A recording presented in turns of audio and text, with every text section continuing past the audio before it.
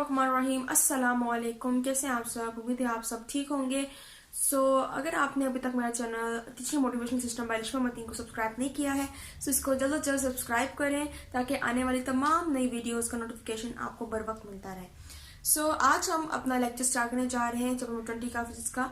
और आज हम पढ़ेंगे जी कैरेक्टरिस्टिक्स ऑफ लेजर। पिछले लेक्चर में हमने लेजर के बारे में पढ़ा था कि किस तरह से लेजर जो है वो वर्क कर रही है on the light amplification by stimulated emission of radiation.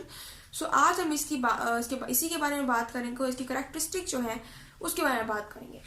First of all हमें पता है कि लेजर की एक जो खास कैरेक्टरिस्टिक वही है कि इसके अंदर जो लाइट है वो इंटेंस है, स्ट्रॉन्ग है। इसके अलावा ये हाईली डायरेक्शनल है। हाईली डायरेक्शनल का मतलब है कि इन वन डायरेक्शन जो है ये मूव करता है और बहुत लंबा सफर तय करके जो है ये एक ही डायरेक्शन में मूव करता हुआ बहुत दूर तक जो वो जा सकता है। इसके अलावा हम कहते हैं कि इट इज मोनोक्रोमेटिक। मोनोक्रोमेटिक का क्या मतलब है कि फॉर एग्जांपल लेजर जो है वो किसी भी चीज में से एमिट आउट हो रही है। जो लेजर निकल रही है वो निकल रही है ड्यू टू द रेडिएशन, यानी कि रेडिएशंस होंगी तो लेजर जो है वो प्रोड्यूस होगी, बनेगी। ओके हम कहते हैं कि मोनोक्रोमेटिक होने का मतलब क्या है कि जैसा कि हमें पता है कि ये हाईली डायरेक्शनल भी है, एक ही डायरेक्शन में जाएगी, लाइट इंटेंस भी है।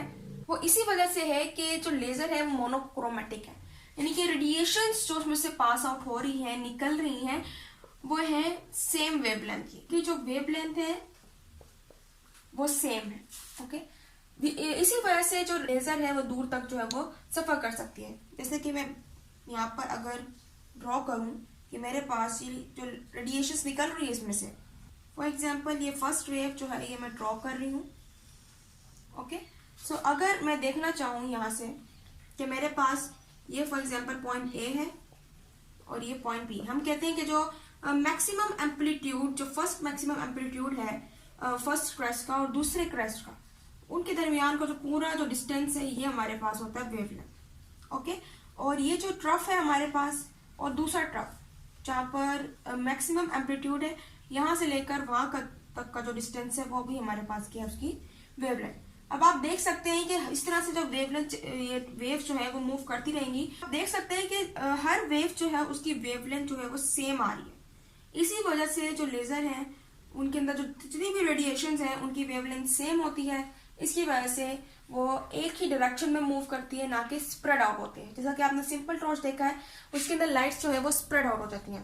ताकि लाइट टॉर्च सिर्फ एक डायरेक्शन में नहीं बल्कि मेनी डायरेक्शंस में ये मूव करती है लाइट, सिर्फ जो सिंपल लाइट टॉर्च होती है। क्यों? क्योंकि इसकी जो तमाम रेडिएशंस होती हैं, हर रेडिएशन की जो वेवलेंथ है वो चेंज होती है। मीन्स के फॉर एग्जाम्पल यहाँ पर जो है, यहाँ से अगर मैं स्टार्ट करूँ कि ये वेव इतनी थी और यहाँ से फिर ये इतनी हो गई, फिर ये इतनी बड़ी हो गई। इससे क्या हो रहा है, जो वेवलेंथ है उसके अंदर एक खासा फर्क जो है वो आपको देखने को मिलता है। इसकी वजह से ये तो तमाम डायरेक्शन में जो है वो लाइट वो स्प्रेड आउट हो जाती है। इसके अलावा जो लेजर होती है वो होती है कोहेरेंट।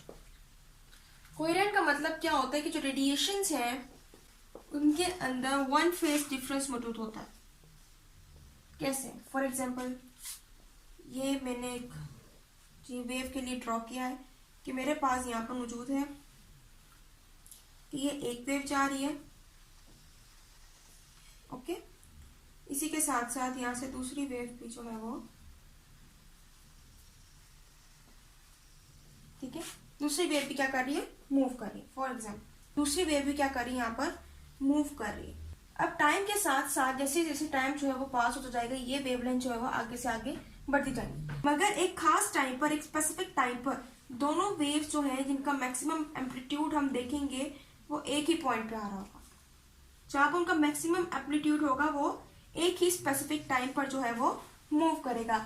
ये होता है जी वन फेज डिफरेंस, यानी कि कोई खास डिफरेंस नहीं है बल्कि दोनों वेव्स का जो मैक्सिमम एम्पलीट्यूड है वो क्या कर रहे हैं, दोनों के साथ एक पॉइंट पे मीट कर रहे हैं। ओके एक पॉइंट पे दोनों जो है वो एक दूसरे के आमने सामने ऑपोजिट में मौजूद है।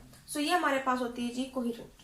सो ये थी करेक्टरिस्टिक्स ऑफ लेज़र कि किस तरह से हमारे पास लेज़र जो है वो मौजूद है। शॉर्ट क्वेश्चन जो है ये इंपॉर्टेंट शॉर्ट क्वेश्चन भी है, लॉन्ग क्वेश्चन भी आपसे पूछा जा सकता है कि इसकी प्रॉपर्टीज़ क्या है।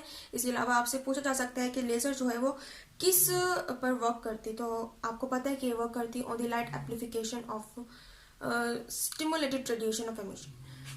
सो इंशाल्लाह अगले लेक्चर में मिलेंगे और मज़ीद जो हमारे पास टॉपिक्स हैं अबाउट द चैप्टर नंबर 20 उसको हम कंप्लीट करेंगे। सो तब तक के लिए अल्लाह हाफ़िज़।